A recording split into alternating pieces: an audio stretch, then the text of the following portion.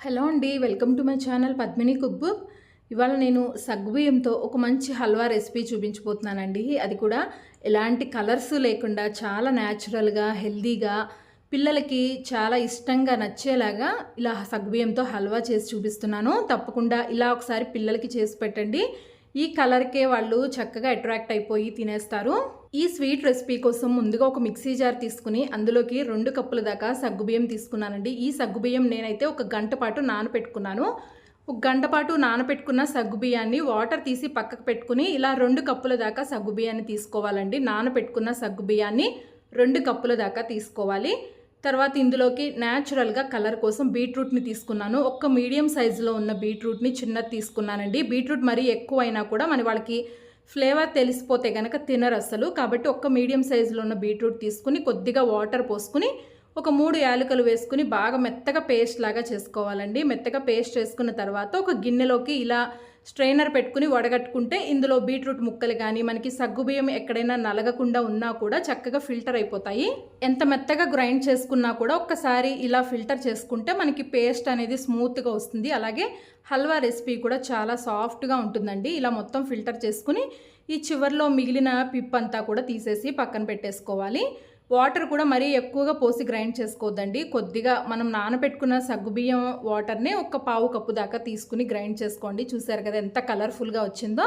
ఇప్పుడు హల్వా తయారు చేసుకోవడం కోసం స్టవ్ వెలిగించుకుని ఒక బాండీ పెట్టుకుని అందులోకి 2 కప్పుల దాకా బెల్లం తీసుకోవాలండి. అంటే 2 కప్పుల దాకా సగ్గుబియ్యం తీసుకున్నాం కాబట్టి 2 కప్పుల బెల్లం మనకి స్వీట్ అనేది ఎక్కువ తక్కువ అవ్వకుండా కరెక్ట్గా సరిపోతుంది. ఒక పావు కప్పు దాకా వాటర్ పోసుకుని బెల్లాన్ని కొద్దిగా కరిగించుకోవాలి. పాకం ఏమీ అవసరం లేదండి, బెల్లం కరిగితే సరిపోతుంది.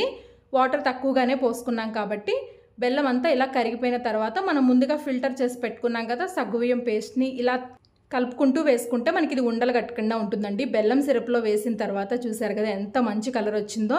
ఇందులో ఎలాంటి ఆర్టిఫిషియల్ కలర్స్ కూడా యూస్ చేయలేదు. చక్కగా న్యాచురల్గానే హెల్దీగానే మనం ఈ స్వీట్ రెసిపీని తయారు చేసుకుంటున్నాము. ఇలాగే లో ఫ్లేమ్లో పెట్టుకుని కలుపుకుంటూ ఉంటే మనకి ఈ సగ్గుబియ్యం పేస్ట్ అనేది కొద్దిసేపటికి చిక్కబడుతుందండి. చూసారు కదా ఇలా దగ్గరగా అయిన తర్వాత ఒక్కొక్క టేబుల్ స్పూన్ చొప్పున నెయ్యిని యాడ్ చేసుకుంటూ ఉండాలి. ఒకటేసారి వేసుకోకుండా ముందుగా ఇక్కడ ఒక టేబుల్ స్పూన్ చొప్పున నెయ్యిని వేసుకోండి. మళ్ళీ ఈ నెయ్యి మొత్తం కంప్లీట్గా పీల్ చేసుకుని మనకి సగ్గుబియ్యం అనేది కొద్దిగా గట్టిగా తయారైన తర్వాత మధ్య మధ్యలో మళ్ళీ కూడా ఒక్కొక్క టేబుల్ స్పూన్ చొప్పున నెయ్యిని వేసుకుంటూ బాగా థిక్గా అయ్యే వరకు కలుపుకుంటూ ఉండాలి. ఈ స్వీట్ మొత్తం అయ్యేసరికి నేను కరెక్ట్గా 5 టేబుల్ స్పూన్ల దాకా నెయ్యిని యూజ్ చేశానండి.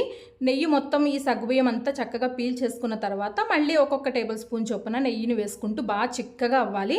చూసారు కదా ఇలా చిక్కగా అయిపోయిన తర్వాత మనకి ఇది కంప్లీట్గా దగ్గర పడాలండి. ప్యాన్ నుంచి సపరేట్ అయిపోవాలి. అప్పటి వరకు ఇలాగే కలుపుకుంటూనే దీనిని నెయ్యిని వేసుకుంటూ బాగా దగ్గరగా అయ్యే వరకు చేసుకోవాలి. ఇలా నెయ్యిని వేసుకోవటం వల్ల మనకి ఆ బీట్రూట్ నుంచి వచ్చే పచ్చి వాసన కానీ ఆ సగ్గుబియ్యం పేస్ట్ వాసన కానీ ఇదేమీ లేకుండా చక్కగా కమ్మటి నెయ్యి వాసన వస్తూ ఉంటుందండి స్వీట్. అలా వచ్చే వరకు దీనిని ఇలా నెయ్యి వేసుకుంటూ చక్కగా కలుపుకుంటూ ఉండాలి. లో ఫ్లేమ్లోనే పెట్టుకోవాలి. ఇప్పుడు సమ్మర్ కదండి, ఇలా సగ్గుబియ్యంతో పిల్లలకి చక్కగా మంచి మంచి ఐటమ్స్ చేసి పెడుతూ ఉంటే ఒంటికి కూడా మంచిగా చలవ చేస్తుంది. తినటానికి కూడా చక్కగా వెరైటీగా ఉంటుంది.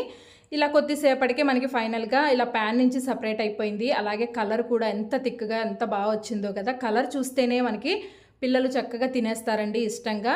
ఇప్పుడు స్టవ్ ఆఫ్ చేసేసుకోవాలి. స్టవ్ ఆఫ్ చేసుకున్న తర్వాత ఒక ప్లేట్లోకి ఇలా బటర్ పేపర్ తీసుకున్నాను నేను. మీరు బటర్ పేపర్ లేకపోతే కనుక ప్లేట్కే నెయ్యి రాసేసుకుని ఇలా మనం తయారు చేసుకున్న హల్వాని అందులోకి వేసుకోవాలి. ఇది పీసెస్ కట్ చేసుకోవడం కోసం చేసుకుంటున్నానండి. మీకు పీసెస్ అవసరం లేదు, ఇలాగే లూజ్గానే తింటాము అనుకుంటే కనుక అవసరం లేదు, నార్మల్గానే బౌల్లోనే ఉంచేసుకోవచ్చు.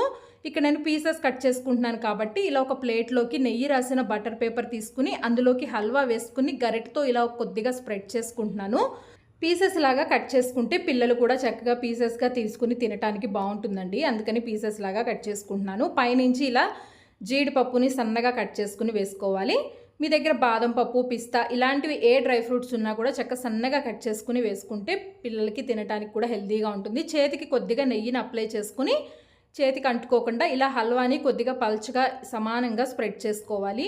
నెయ్యి రాసుకుని ఇలా చేతితో గట్టిగా ప్రెస్ చేసుకుంటూ ఉంటే మనకి చేతికి కూడా ఎక్కడ అంటుకోకుండా అలాగే సమానంగా స్ప్రెడ్ అయి ఉంటుందండి. కంప్లీట్గా చల్లారిన తర్వాత ఇప్పుడు మీకు కావాల్సిన సైజెస్లో పీసెస్ లాగా కట్ చేసుకోండి. అంతేనండి. చాలా టేస్టీగా, హెల్తీగా సగ్గుబియ్యంతో మనకి మంచి హల్వా రెసిపీ తయారైపోయింది. ఇలా చేసి పెట్టుకుని ఒక డబ్బాలో స్టోర్ చేసుకొని పెట్టుకుని రోజుకొక ముక్క చొప్పున పిల్లలకి పెట్టండి. చాలా ఇష్టంగా తింటారు. అలాగే మనకి ఈ కలర్‌కే వాళ్ళు చక్కగా అట్రాక్ట్ అయిపోతారండి. తినటానికి కూడా ఇష్టపడతారు. కలర్ కూడా మనం ఇందులో ఎలాంటి ఆర్టిఫిషియల్ కలర్స్ యూజ్ చేయలేదు. న్యాచురల్‌గానే ఉంటాయి. అలాగే ఈ హల్వా కూడా చూడ్డానికి, పట్టుకోవడానికి ఇలా జెల్లీలాగా ఉంటుందండి. నోట్లో వేసుకుంటేనే అలా కరిగిపోతాయి ముక్కలు. అంత బావుంటుందండి ఈ హల్వా రెసిపీ. తప్పకుండా ఈ సగ్గుబియ్యంతో ఒక్కసారి మీరు కూడా ఈ టైప్‌లో హల్వా రెసిపీని ట్రై చేసి పిల్లలకి పెట్టండి. పిల్లలనే కాదండి, పెద్దవాళ్ళు కూడా చాలా ఇష్టంగా తింటారు. అంత బావుంటుంది.